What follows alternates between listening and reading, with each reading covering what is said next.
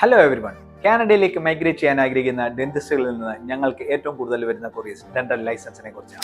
നാട്ടിലെ BDS ഡിഗ്രിയും എക്സ്പീരിയൻസും കൊണ്ട് കാനഡയിൽ പ്രാക്ടീസ് ചെയ്യാൻ കഴിയുമെന്നാണ് പലരുടെയും ഒരു മേജർ കൺസേൺ. പ്രൊവിഷ്യൽ ലൈസൻസ് ഉണ്ടെങ്കിൽ മാത്രമാണ് കാനഡയിൽ ഒരു ഡെന്റിസ്റ്റായി നിങ്ങൾക്ക് വർക്ക് ചെയ്യാൻ സാധിക്കുന്നത്. അതിനാവശ്യമായ സർട്ടിഫിക്കേഷനാണ് NDEB നൽകുന്നത്.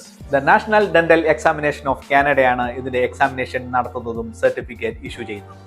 CDECC commission on dental accreditation of Canada recognition ഇല്ലാത്തവർക്ക് വേണ്ടിയാണ് ഈ certification programme.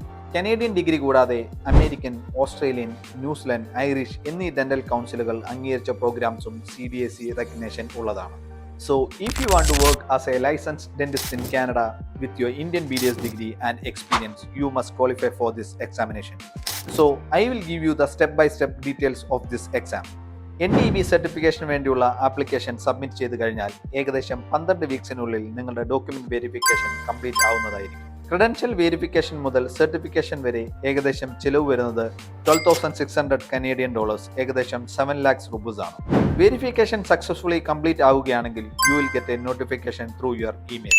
After that, you can apply for the first round of examination. That is AFK, Assessment of Fundamental Knowledge Test. 200 MCQ questions വരുന്ന ഒരു theory based exams ആയിരിക്കും ഇത്. 75 out of 100 ആണ് ഇതിന്റെ pass requirement.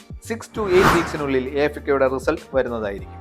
വർഷത്തിൽ 2 തവണ മാത്രമാണ് NDEB ഈ എക്സാമിനേഷൻ കണ്ടക്ട് ചെയ്യുന്നത്. ഒരു അറ്റംപ്റ്റിന് ശേഷം അടുത്തതിനായുള്ള മിനിമം വെയിറ്റിംഗ് പീരീഡിന് നിങ്ങൾ തയ്യാറായിരിക്കണം. മാക്സിമം 3 അറ്റംപ്റ്റ്സ് മാത്രമായിരിക്കും ഇതിന് അനുവദിക്കുക.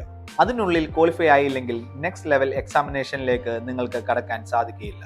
AFK ക്വാളിഫൈ ചെയ്യുകയാണെങ്കിൽ നിങ്ങൾക്ക് ACJ, അസസ്മെന്റ് ഓഫ് ക്ലിനിക്കൽ ജഡ്ജ്മെന്റിന് അപ്ലൈ ചെയ്യാവുന്നതാണ്.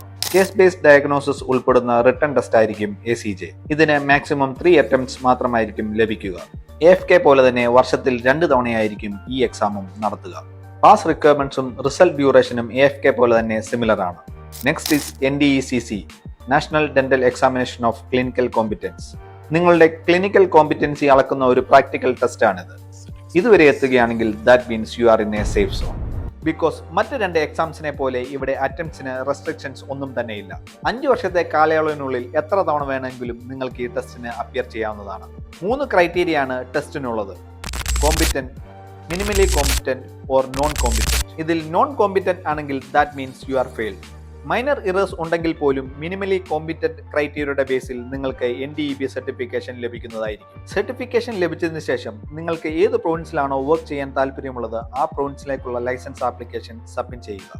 സോ ഇതാണ് NDEB certification process. I know that it's a long process, but it's worth it. ഈ ഒരു പ്രോസസ് കംപ്ലീറ്റ് ചെയ്യാൻ വേണ്ട ടൈം പീരീഡിൽ നിങ്ങൾക്ക് ഡെന്റൽ ഫീൽഡിൽ തന്നെ വർക്ക് ചെയ്യണമെന്നുണ്ടെങ്കിൽ അതിനും ഒത്തിരി ഓപ്ഷൻസ് ഉണ്ട്. You can work as A dental assistant, dental hygienist, dental administrator, teaching and research assistants, etc. So start your preparations now. If you have any questions or more details, feel free to contact GEMS Abroad. We are here to help. Thank you. Justin from GEMS Abroad.